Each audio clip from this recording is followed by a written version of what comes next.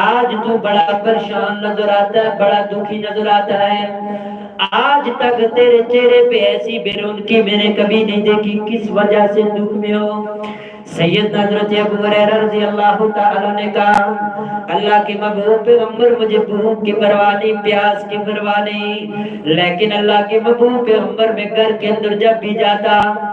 اپنی بوڑھی ماں کو اللہ کے محبوب پیغمبر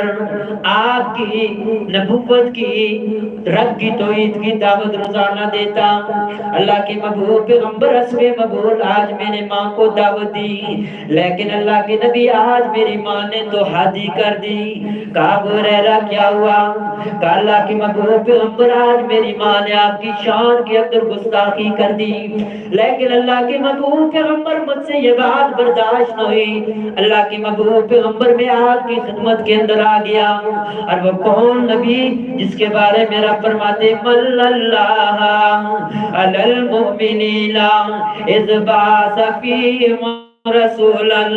من انفسہم، اس نبی کے پاس آیا۔ سیدنا حضرت ابو ہریرہ رضی اللہ تعالیٰ عنہ رو رہے، اللہ کے محبوب پیغمبر نے فرمایا ابو ہریرہ میرے پاس آنے کی وجہ کیا ہے، میں کیا مدد کر سکتا ہوں؟ تیری ماں نے میری شان کے اندر گستاخی کی، خیر ہے میں نے اس کو معاف کر دیا۔ اللہ کے محبوب پیغمبر نے فرمایا ابو ہریرہ تو کیا چاہتا ہے؟ کہا اللہ کے نبی مجھے اور کچھ نہیں چاہیے، اپنے رب سے دعا کرے اللہ میری ماں کو ہدایت نصیب فرما دے۔ اب اگر دنیا کا اس طرح کوئی سربراہ ہوتا، سردار ہوتا، اس طرح جا کر کوئی کہنا میری ماں نے میرے باپ نے آپ کے خلاف بڑی بےہودہ باتیں کی، گستاخیاں کی، اور اوپر سے کہے کہ ان کے ساتھ تعاون کر دے۔ اگر آج کا مسلمان کوئی ہو کہے ایک تو اس نے میری توہین کی، گستاخی کی، اوپر سے تو کہتا میری ماں کے ساتھ تعاون کر دے۔ اللہ کے محبوب پیغمبر نے یہ نہیں کہا کہ ابو ہریرہ تیری ماں نے میری گستاخی کی، برا بلا کا ہمیں کیوں دعا کرو؟ اللہ کے محبوب پیغمبر نے فرمایا ابو ہریرہ پریشان نہ ہو، جا ابو ہریرہ میں رب سے تیری ماں کے لیے دعا کرتا ہوں۔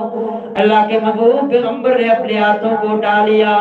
اور نبی کریم صلی اللہ علیہ وسلم نے اللہ سے دعا مانگی، امی ابو ہریرہ،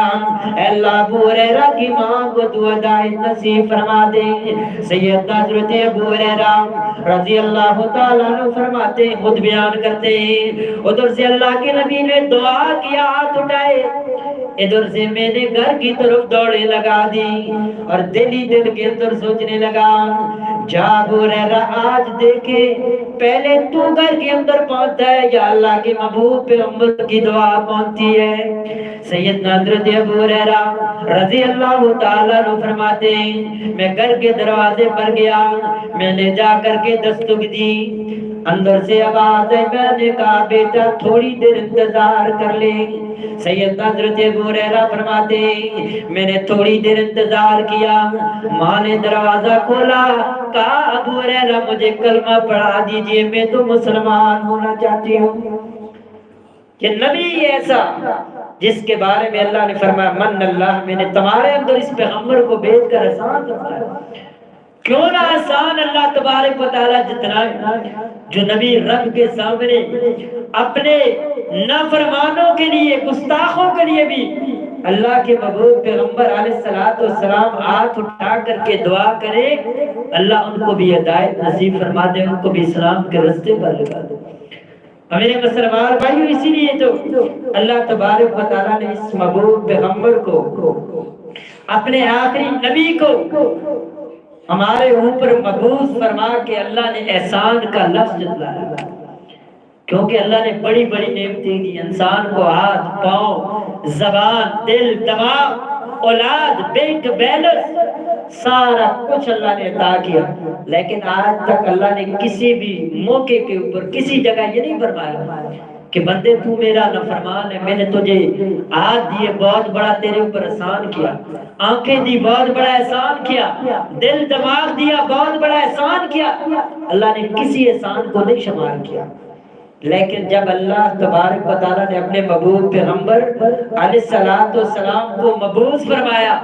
اللہ تبارک و تعالیٰ نے من اللہ کا لفظ استعمال کیا کہ میں نے اس